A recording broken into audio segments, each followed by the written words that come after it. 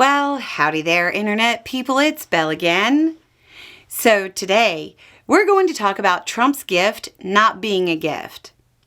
In today's episode of You Have Got to Be Kidding Me, we have some new reporting on Trump's plane. And wow, does it change the story? Okay, we've talked at length about how the idea wasn't a great one to begin with. We've gone over the national security implications, the perceived conflict of interest, the soft power considerations, and so on. Well, the story took another twist. The whole thing has been framed by Trump as if it was a gift. That Qatar, out of the goodness of their hearts, had just offered up the plane out of the blue. Well, recent reporting says that's not exactly what happened. Well, recent reporting actually says that's nowhere near accurate. According to the reports, back in January when Trump took over, he wanted a new plane. So the Pentagon reached out to Boeing about the planes on order, and the company indicated it would take 2 years. Trump is said to have wanted a plane much faster, and the Air Force started looking at other options, while Trump reportedly took things into his own hands and asked his Middle East envoy, Steve Witkoff, to come up with a list of options. Boeing is said to have provided a list of planes that would do the job to the Pentagon.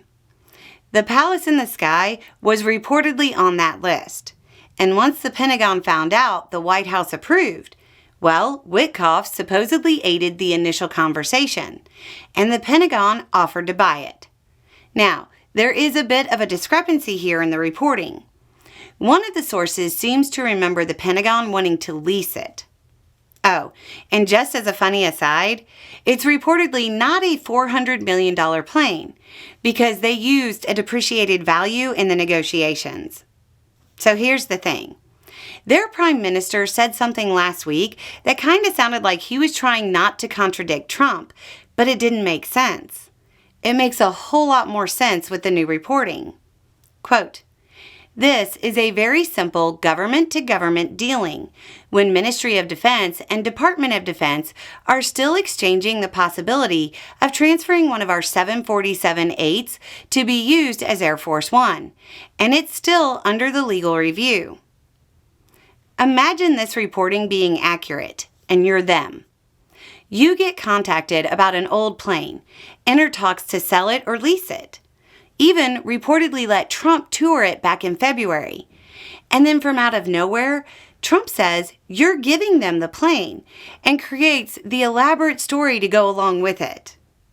At time of recording, Trump hasn't commented, but this reporting is interesting. I feel like he'll say something about it. I can't believe this is going to continue to be a story. The truly funny part is that if the reporting is correct, Trump created multiple scandals when there didn't need to be if he had just said what happened. Sure, it's still a massive waste of money and totally unnecessary, but most of the surrounding scandals wouldn't have occurred. In related news, there's reporting that Schumer is going to push a vote on blocking foreign aircraft being used as Air Force One.